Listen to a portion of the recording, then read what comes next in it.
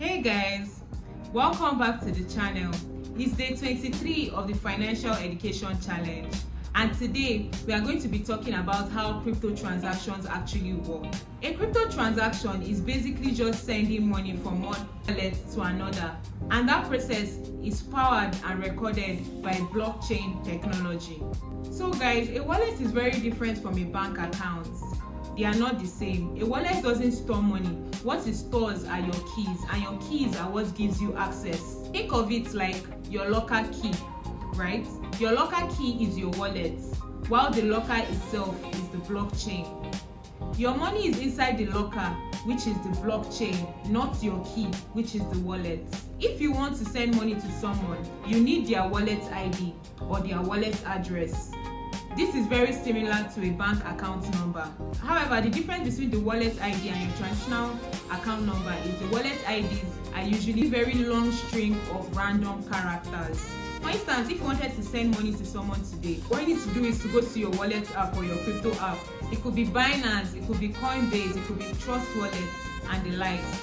You include the amount you want to send, you include the wallet ID of the receiver, and then you just send your money. Voila! It goes through. So it's very similar to the process of a bank transfer. The only difference is it is decentralized. So what now happens after you've clicked on send is that transaction goes to the blockchain network. Now let's sort of break this down.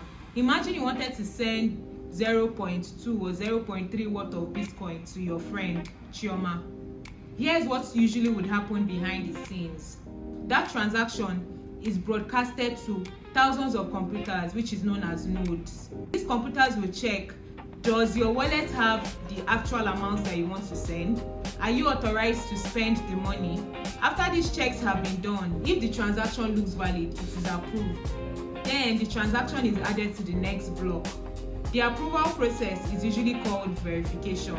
Then the next step is your transaction gets included in a block. Remember in our last video we spoke about block, a batch of verified transactions that happen within a time frame.